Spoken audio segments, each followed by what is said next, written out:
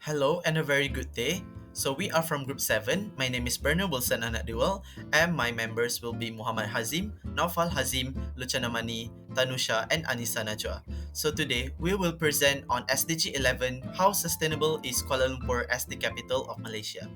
Alright, to start things off, this case study evaluates Kuala Lumpur's sustainability, focusing on public transportation, green infrastructure or green spaces, and climate resilience as the variables in line with the Sustainable Development Goal 11, which is SDG 11.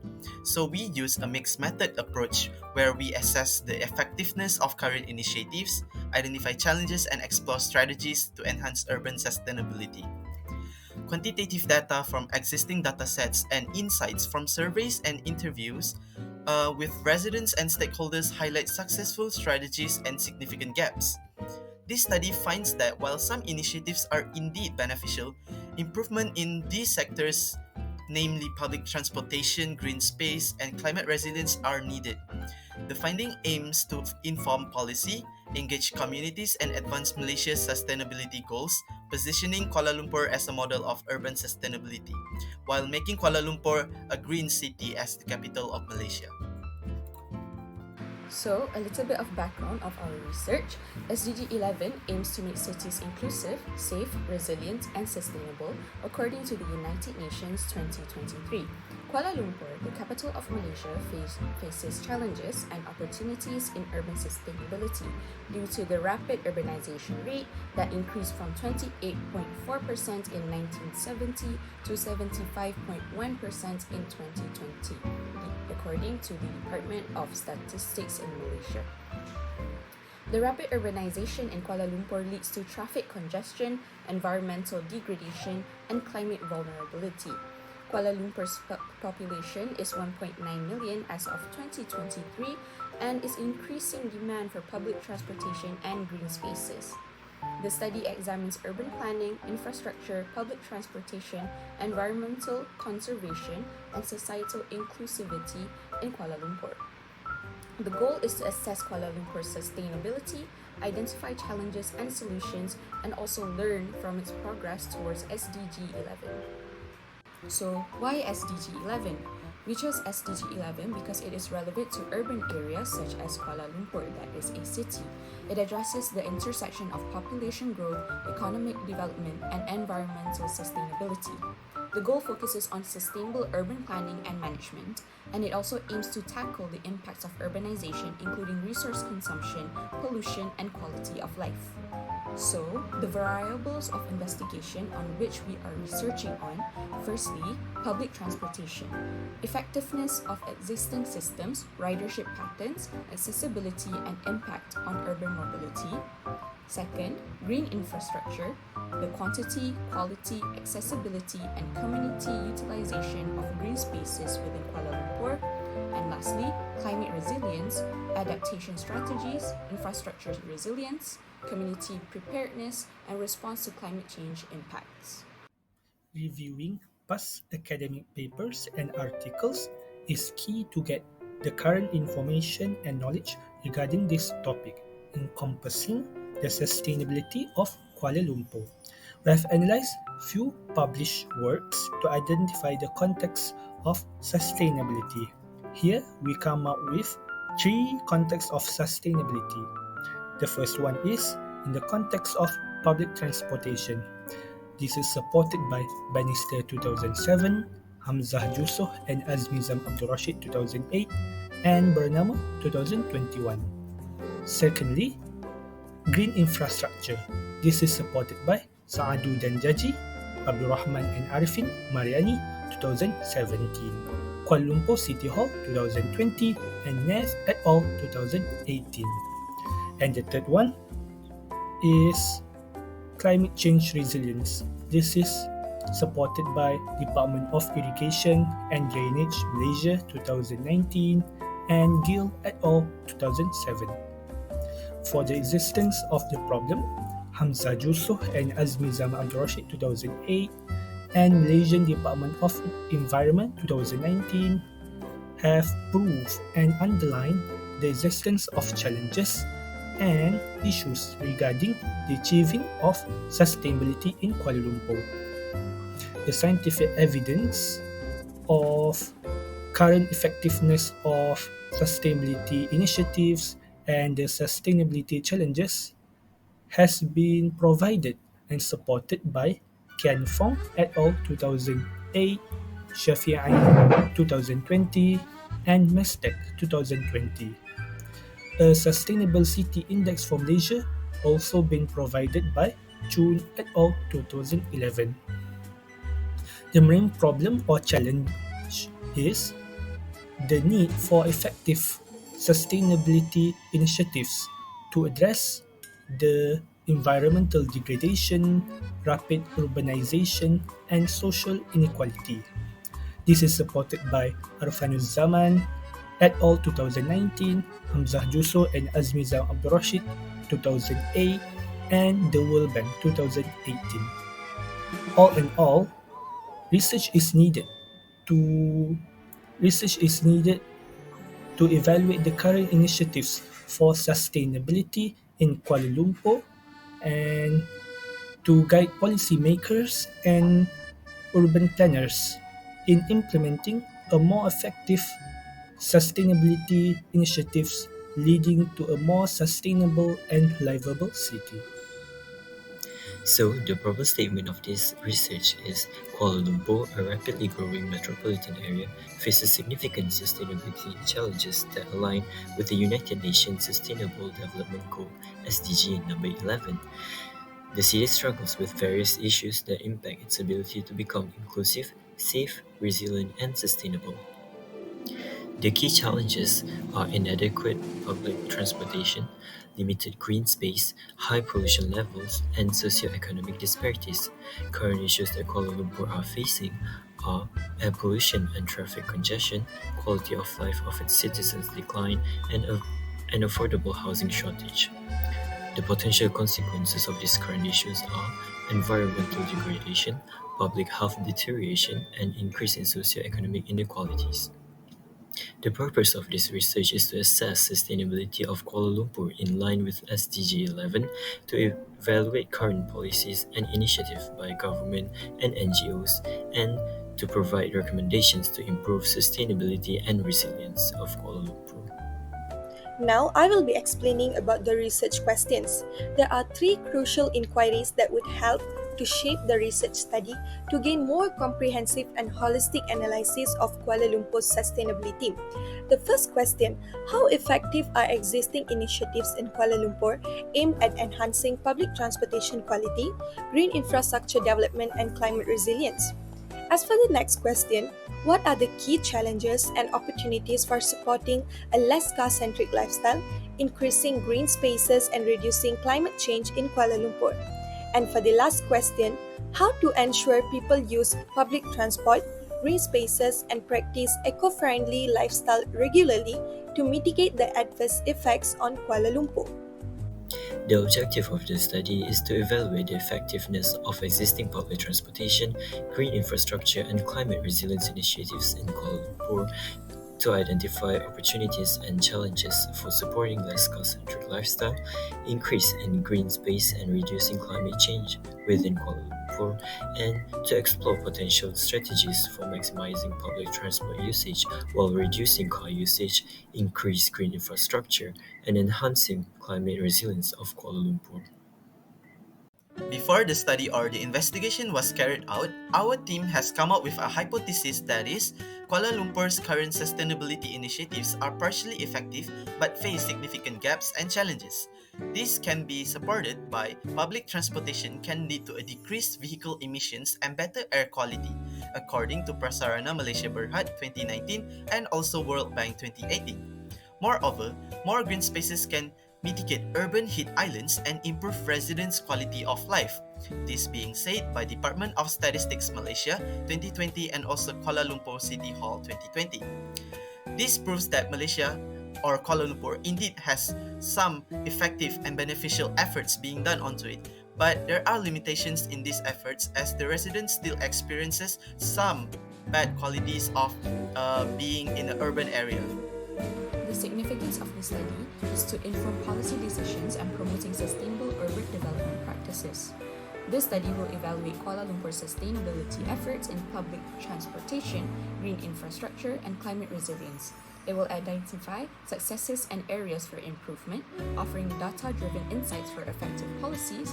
The evidence-based recommendations will guide sustainable urban development in other Malaysian cities. Next is to raise public awareness and foster community engagement in sustainability efforts. The study aims to boost public awareness and support for urban sustainability and also to seek to involve communities in sustainability efforts, educating and involving residents in decision making to foster a collective commitment to sustainable practices in the community. Third is to contribute to Malaysia's national sustainability goals and international commitments.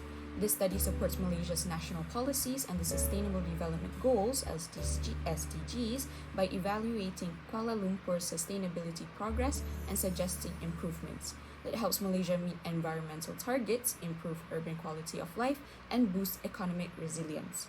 The insights gained will guide strategic planning and resource allocation for sustainable urban development. And fourth is the improvement of managerial response. By clarifying the effectiveness of current initiatives and proposing evidence-based strategies, the study evaluates current initiatives and proposes evidence-based strategies to inform management and policy decisions. Municipal authorities and planners can use these insights to improve sustainability, allocate resources efficiently, and prioritize development goals. The research aims to foster adaptive governance that enhances Kuala Lumpur's ability to mitigate environmental risks and promote inclusive urban growth. The next part of the study is research methodology. Research approach, techniques, and tools were used for this study. The two main tools that were used were survey and interviews. The second one is sampling, which is respondents. Purposive sampling selected participants involved in or affected by sustainable efforts. This includes tourists, students, and residents from various backgrounds in different neighborhoods. The third one is sample size and parameters. About 30 respondents answered this survey, and 3 in-depth interviews were conducted. The fourth one in research methodology is data collection. There were 3 data collections, which was literature review, surveys, and interviews. For literature review, a review of academic papers, reports, and policy documents on sustainable urban development in Kuala Lumpur was conducted. And the second one is surveys. Surveys were distributed to residents and businesses to gather information on public transportation, green spaces, and climate resilience. The third one is interviews. Interviews with urban planners, government officials, and environment activists and business leaders explored sustainability challenges and opportunities. And the last one, which is the fifth one, is data analysis. There were 3 data analyses conducted, which is qualitative analysis, quantitative analysis, and integration of the findings. Now I will be explaining the findings. There were 2 analyses that were conducted, which were quantitative analysis and qualitative analysis, and this part will be explaining about the quantitative analysis. This analysis was conducted through a Google Forms questionnaire which yielded 30 responses, and it provides insights into various demographic factors: public transportation usage, sustainable transportation, green spaces and urban planning, climate change resilience, public perceptions, and sustainability efforts in Kuala Lumpur. Most of the respondents are aged between 18 to 24, and most of them are female, which includes students, tourists, and residents of Kuala Lumpur. Moreover, most of them use public transportation weekly, with trains being the primary mode. As for the accessibility and reliability of public transportation, the responses were mixed, with some finding it convenient and affordable, while others noted the limitations in the frequency and service integration. Moreover, green spaces were frequently visited by about half the respondents, even though many felt there were insufficient green areas, by highlighting the importance of large public parks and community gardens. Regarding the climate change, 80% of the respondents had experienced negative weather impacts, with a significant portion expressing concern about the city's climate resilience. Infrastructure awareness was low, and confidence in handling future climate challenges was moderate. To conclude, over half of the respondents expressed their strong willingness to promote the sustainability in Kuala Lumpur. For qualitative analysis, there were two open-ended questions from the survey that was asked to the respondents from their perception. The first question is, what is the biggest challenge Kuala Lumpur faces in achieving sustainability? And the second question is, what specific actions or initiative would you like to see implemented to make Kuala Lumpur a greener city? Next is the three interviewees that we interviewed. The first interviewee is Muhammad Akmal bin Ayub, which is a tourist in Kuala Lumpur and he studies at Unimas Sarawak. And the second interviewee is Aglia Perumal, a senior lecturer that teaches at Sunway College, Kuala Lumpur. And the last interviewee is Alia Jannah bin Muhammad Firdaus Petial, a student at Sunway College. For the two survey questions, the key challenges the respondent thinks that Kuala Lumpur is facing is need for more green spaces, sustainable transportation, improved urban infrastructure, better waste management, air pollution, rapid urban growth and population increase, lack of public awareness and government support.